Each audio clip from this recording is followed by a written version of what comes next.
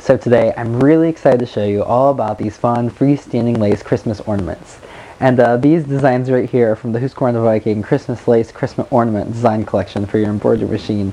And I absolutely love them. And I have a couple already made right here just to show you some fun stars and a star snowflake and another little snowflake right here. And there's a ton of designs on the embroidery collection, in the embroidery collection. And another one is a little stocking with a teddy bear sticking out. But of course I wanted to show you how I was going to make these. And hooping freestanding lace, getting everything ready to make it in your embroidery machine is something a little bit special, so I wanted to make sure and show you how. And right here I already have some embroidery designs stitched out, but the stabilizers that I've used are Inspira Dissolve Away Max, and I also have on top of that Inspira Aqua Magic. And you just take that and with your desired hoop size, and make sure you use the correct size hoop for your design. You don't want to use something too big because extra slack in the stabilizer can lead to misaligned stitches, things like that. Now the reason that I have so many embroideries on this long piece of stabilizer is because if I were to cut out a piece of stabilizer and hoop it and then do that again, I would be wasting a lot of stabilizer. So I'm just going to keep all my designs right here, and I'm even going to go ahead and hoop right on top of some of them just to squeeze in as many as I can. I want to make sure you can see. Go ahead and squeeze that in.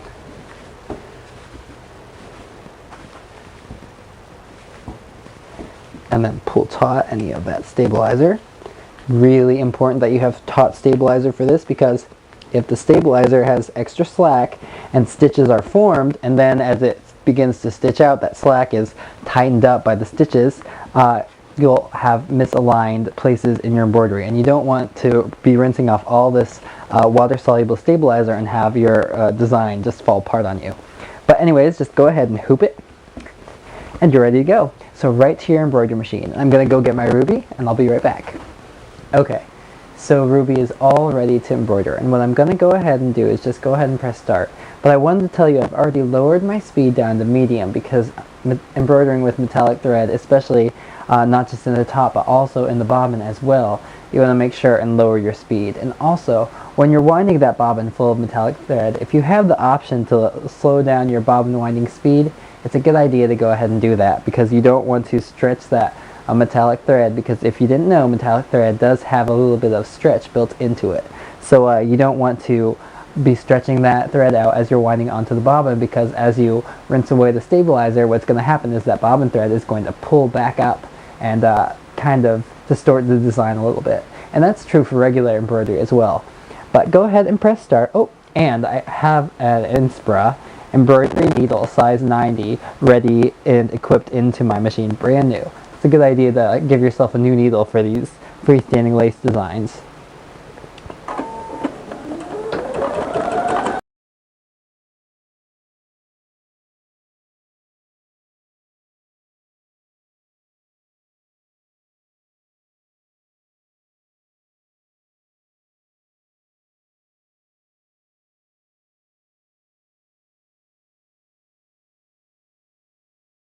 Alright, so now that you have your little ornament all embroidered and all finished and stitched out, what you can do is free it and just trim around any excess water-soluble stabilizer, because even though it will all dissolve away, the less you have on your design, the better. Let's just trim carefully, quickly, right next.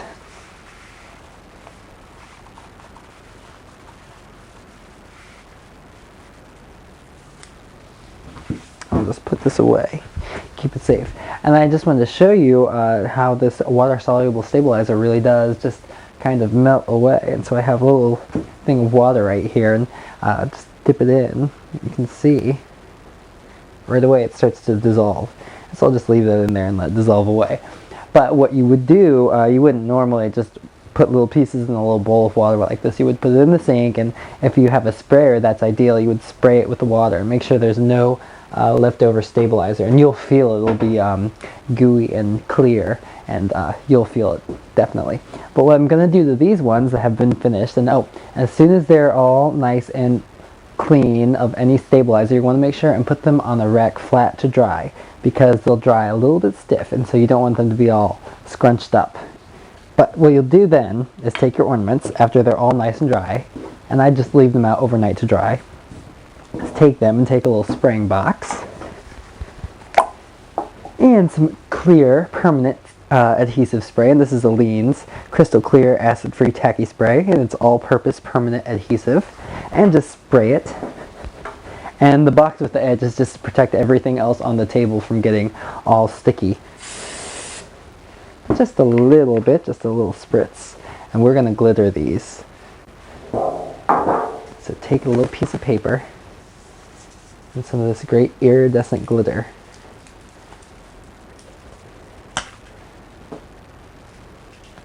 And sprinkle all over the top.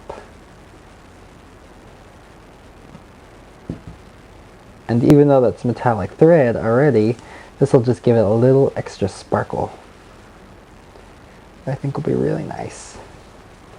You can see how much more sparkly that is. But anyways, you'll just go ahead and do that to all of your ornaments, and then you'll just hang them on the tree. But first, make sure you set these out to dry. It won't take very long with that spray adhesive, but you don't want to disturb that glitter from them until all that glue is set. But that's it, it's that easy. So anyways, I hope you have fun making freestanding lace glittered ornaments for Christmas, and I hope you try it. Thanks.